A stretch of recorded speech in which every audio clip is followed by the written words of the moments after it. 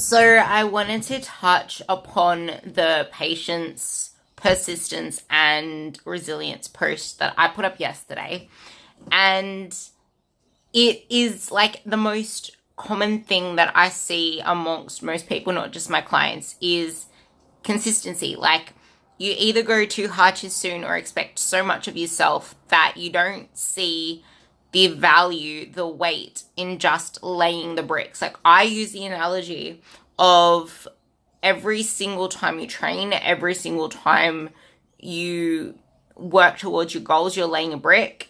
And the thing is, if you don't lay a brick one day, they're like, you're maintaining what's already there. You're not going to go backwards. But if you start not attending to your construction, then it could rain, stuff can happen, and the bricks can get eroded. So as long as you don't go long periods of time without attending to your construction, you can still keep laying the bricks. And the more that you lay those bricks to build a really strong base and a big base, the more developed you can make the building in itself, the taller you can make the pyramid. So keep that in mind when it comes to thinking like 7 days worth of bricks is going to lead to this amazing transformation, because it doesn't work that way. You have to work your way up and you earn your easy. And it's just the same as thinking that missing one brick is going to derail your whole process, when instead just missing that brick is just maintaining what's there. You can always come back the other day and keep laying those bricks, because not every day is going to be perfect, and not every day you're going to be perfect with your diet, perfect with your training. But what matters is that you are consistent and you stick with it and you don't bash yourself up over it. Because the thing that I see so many times with so many people, and I even had a conversation with a couple of my girls the other day, like, the biggest thing holding them back is that they are actually consciously unconscious. Like, they have a denial barrier stopping them. They can't fully trust the process. So they're not fully letting go of the things that are holding them back, like past failures, they might have promised themselves stuff in the past and let themselves down on that because they didn't have the tools back then to keep the consistency going. Or maybe they tried going at it alone, or they sought the wrong help.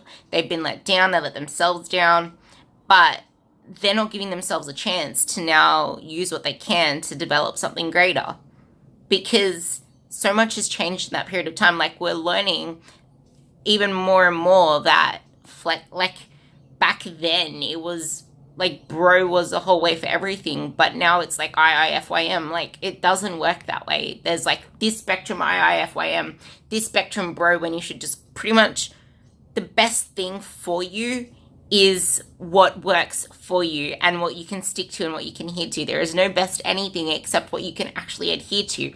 And there are some, like, everyone is so different. Everyone has different, like, you're either full-time at uni, full-time at work, trying to balance part-time uni with part-time work, trying to balance all of these different things that are nagging at them.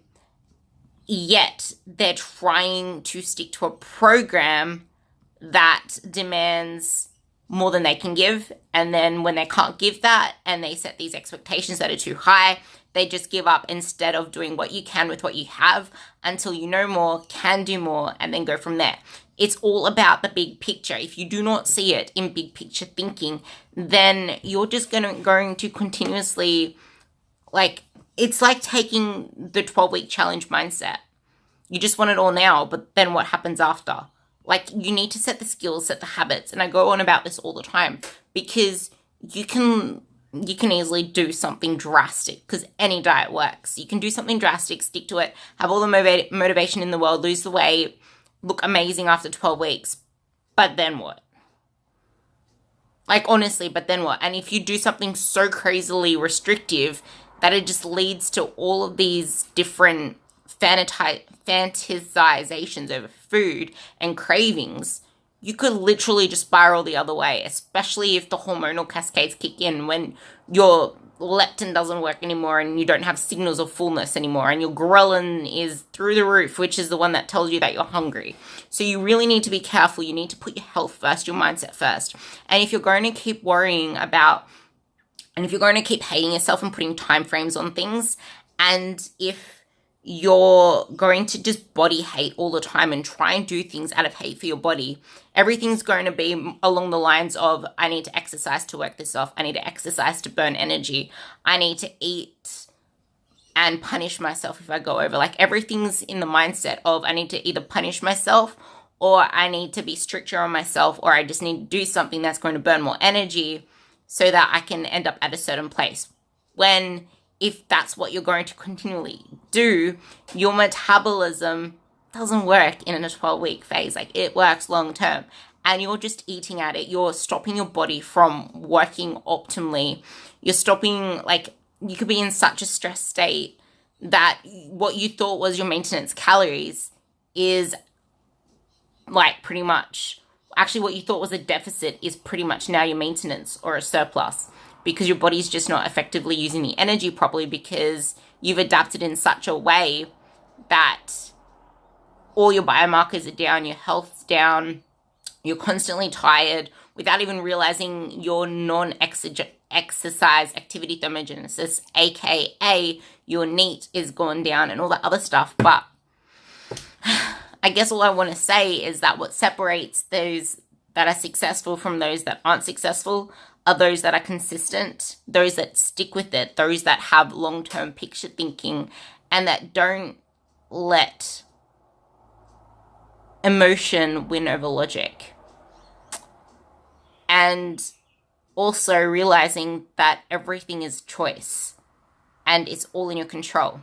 So I had this conversation with someone last night where I was like, the thing is, you can let other opinions of other people affect you. You can let their activities affect you, but you're choosing to let it affect you. You're choosing how to respond to what other people say. You're choosing to let their words infiltrate into your head. You're choosing to let them take the wheel of your life. But you can also choose to let it be just noise in the background and you do your life, because guess what? You are the boss of your own body. You're the one who drives the vessel. If you let the rainstorms in, if you let people gash at the wood at the boat, you're gonna let the water in and you're gonna sink. You need to drive and do your own race.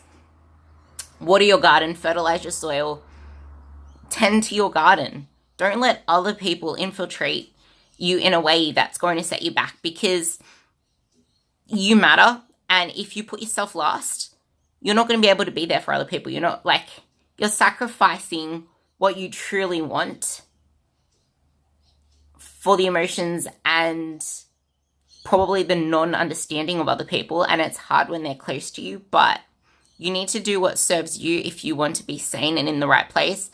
And you need to decide your priorities and I guess what it is and how you want to feel. Because if you want to feel in control and empowered and just badass, and you want to be strong and sculpted, and you want to be healthy and fit, and you want all these things for yourself, and you want to feel confident, and you want to have just control over yourself and living the life that you actually want to live, not a life that someone else is dictating for you or driving the wheel of. If you want this stuff, then you need to act in the way that the person with that stuff already does. So you want to act, decide, think, be, do, all that stuff.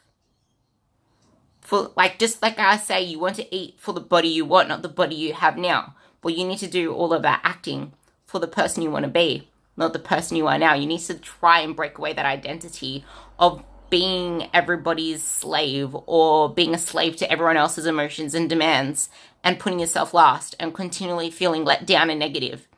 Because it is so easy to feel negative. It really is. But once you start getting into the momentum of changing those negative thoughts into positive thoughts and just stop complaining to yourself, give it a go. Because The truth is there is no magic solution, and that there isn't. It's what works for you, and it's all about consistent action, and consistent action is what creates consistent results. Okay? Mwah.